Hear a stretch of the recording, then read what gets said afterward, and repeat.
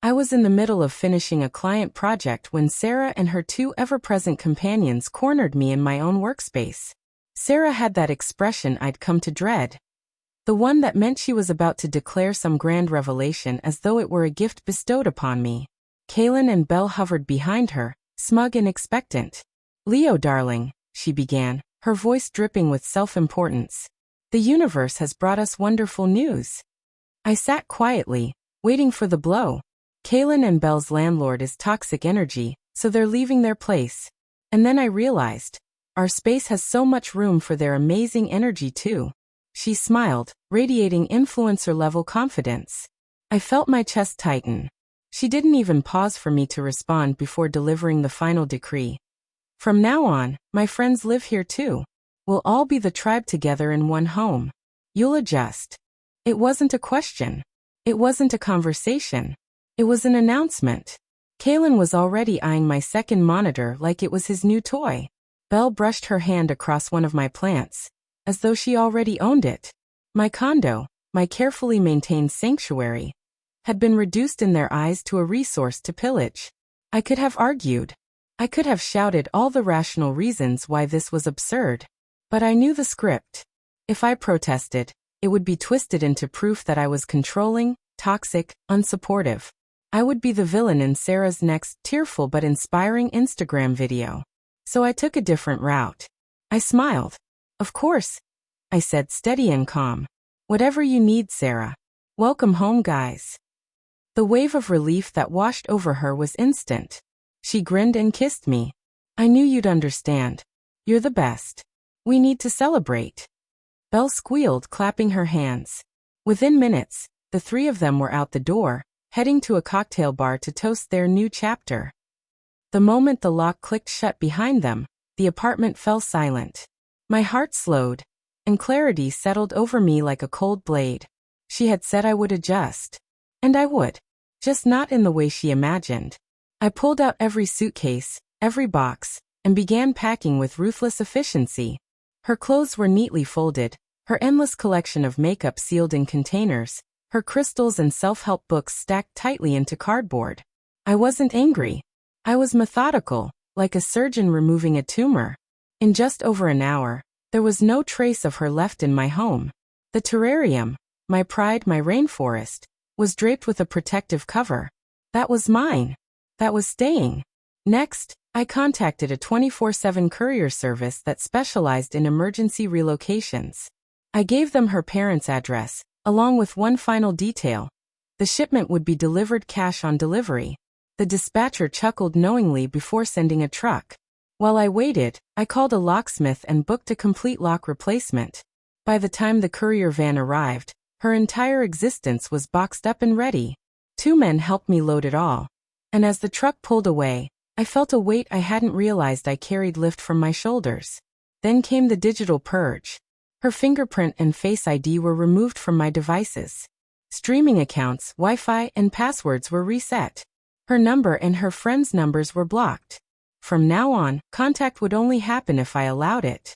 The locksmith arrived, changed the locks, and handed me a new set of keys that felt heavier, more solid than the last.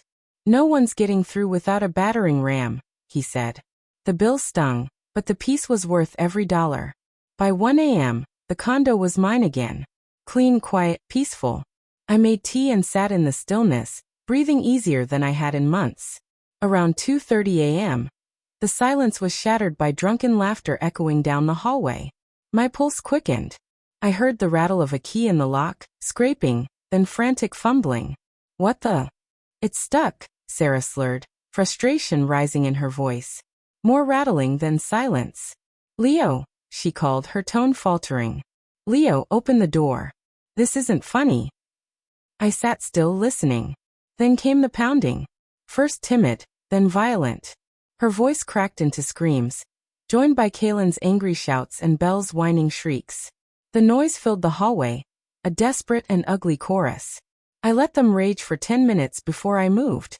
I slid the chain lock across and opened the door just a crack. Sarah's face was smeared, red with fury and disbelief. Kaylin and Belle loomed behind her, glaring like cornered animals. "Leo. Finally. What's going on?" My key doesn't work. She shoved at the door, but the chain held. I changed the locks, I said evenly. Her eyes widened. You what? Without telling me? Why would you do that? You don't live here anymore, Sarah, I replied calm and clear. You made an announcement, and I took it to mean the relationship was over. I acted accordingly. She stared open-mouthed. What are you talking about? I was making space for our tribe. You agreed. No, I corrected. You dictated, and I played along so I could end this without chaos. Your belongings are already at your parents' house. The courier will require cash on delivery. Her expression shifted from shock to rage at the mention of the fee. Kaylin stepped forward. You can't do this, man. We had an agreement. I met his glare. I had no agreement with you. You are trespassing. Leave before I call the police. That only fueled Sarah's fury. You wouldn't dare. I'll tell them you threw me out on the street with nothing. Then explain to the officers how you're locked out of a home you're not on the mortgage for, with an ID showing a different address, after trying to force entry. Go ahead. The shouting spilled into the hall, their performance growing louder, more desperate. I closed the door, secured every lock, and called building security. They advised me to phone the non-emergency police line. 20 minutes later, a weary officer arrived to find Sarah mid-performance, tears and hiccups painting her as the victim. Officer, thank goodness, she sobbed. My ex has lost it.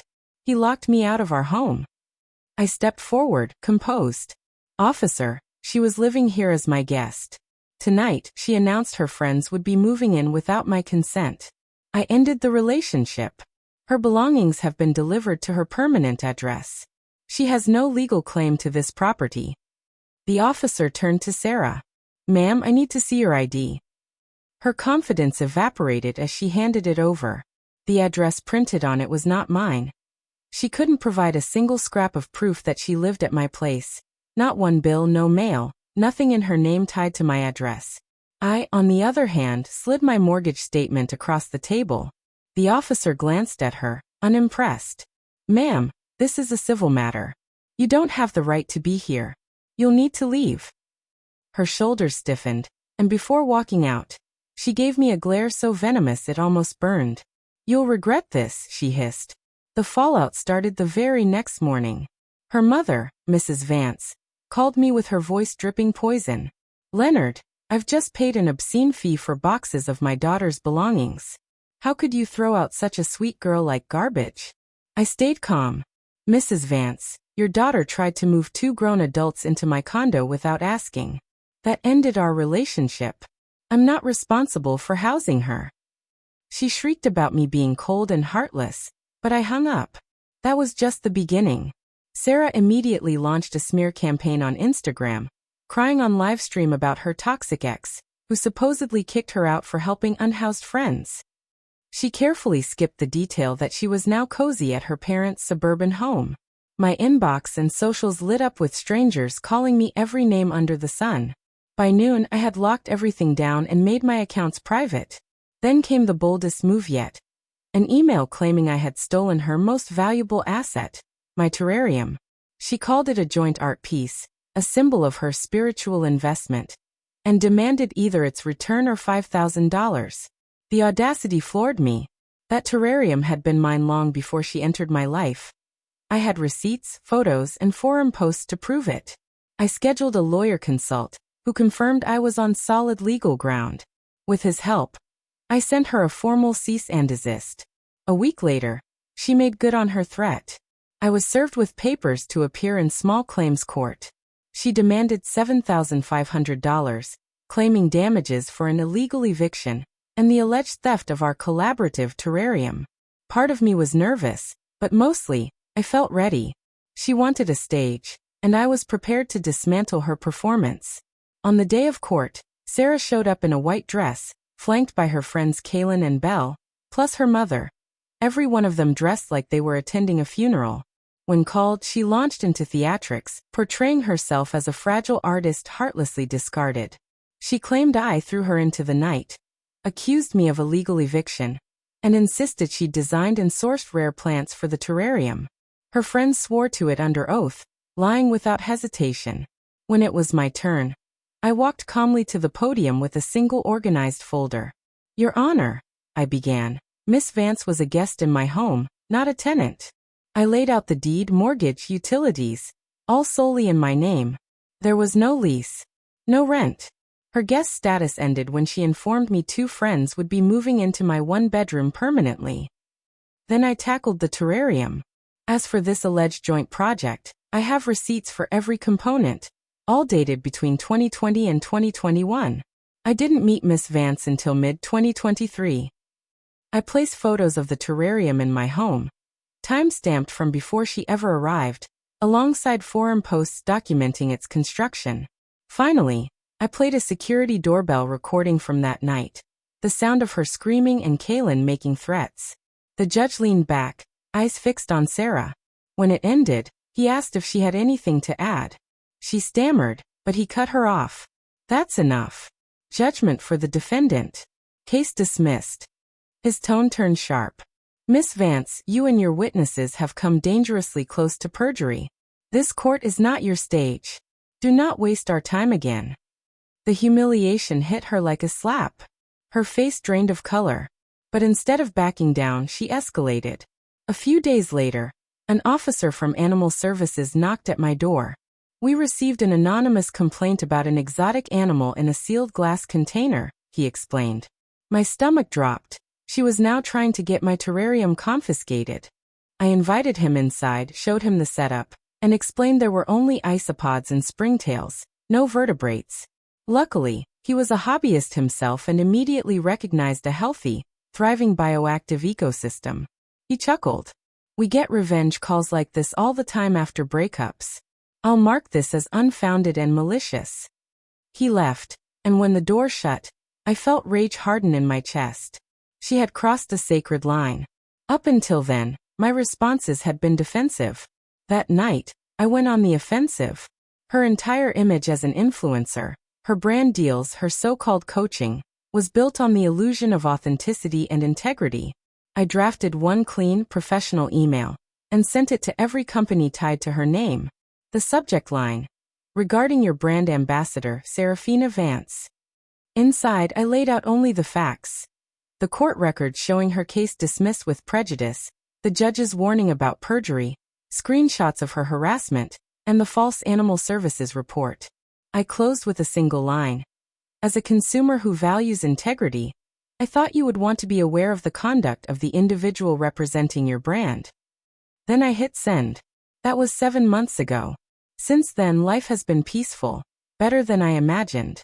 Her sponsorships evaporated one by one. The yoga mat brand quietly removed her from their website. The herbal tea company canceled her affiliate code within days. Within a week, every deal was gone, erased silently, leaving her so-called career in ashes. The storm has passed. The locks are changed, the drama is behind me, and I finally have my peace.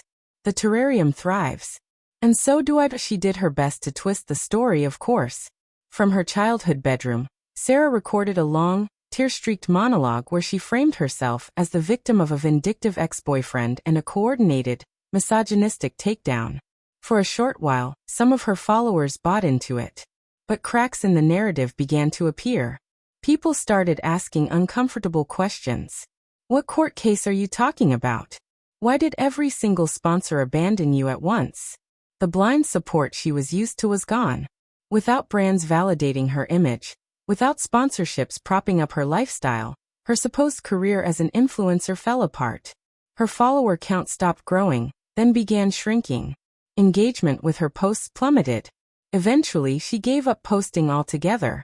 What happened afterward I only heard secondhand, through mutual connections. Her little tribe was the first to implode. The fantasy of Kaylin and Belle living in some kind of artistic commune died quickly when reality set in. Living under Sarah's parents' roof, with no money flowing in from me, exposed all the cracks. Constant fights broke out. Kaylin packed up and went back to his hometown. Belle, apparently, is still desperately chasing TikTok stardom, but with little success. Sarah's collapse was harsher. Her parents, who had coddled and enabled her for years, finally reached their breaking point. Paying for her storage boxes, watching her drag them into court only to be humiliated. And now dealing with her moping around the house unemployed. It was too much. They issued an ultimatum. Find steady work and start paying rent, or leave. The last update I received was that Sarah now works as a cashier at a home goods store. To anyone who will listen, she spins the tale of how her ex-boyfriend sabotaged her life, stole her future, and crushed her dreams. Not once, apparently, has she looked inward. No accountability. No recognition of her own choices. In Sarah's world, she will forever be the wronged heroine in her own tragedy. Meanwhile, my life has settled into something better than I expected. My home feels whole again, untouched by chaos. I repainted the living room, breathed fresh life into the space, and started planning a more ambitious terrarium project for my office. The original terrarium, the one she once tried to claim, continues to thrive, lush, balanced, and beautiful. It exists as its own little ecosystem, completely unaffected by the storm of human drama that once swirled around it. Looking back, I've come to see that this was never about revenge, at least not in the dramatic sense. It was about drawing a boundary and letting reality deliver its own consequences. Sarah built her life on a foundation of entitlement and manipulation. When I stopped playing along, when I simply withdrew the compliance that sustained her, everything else she had built crumbled. She believed she could weaponize the one thing I treasured most. What she didn't understand is that both my terrarium and my life were built deliberately, layer by layer, on solid ground. Neither could be taken from me so easily. Sometimes, I still recall that night outside my door. The sound of her voice raised in drunken fury, screaming and threatening. It wasn't the sound of triumph or even the sound of heartbreak. It was the unmistakable sound of illusion shattering against reality. And I realize now, that's the most satisfying sound of all. The sound of peace finally reclaiming its place.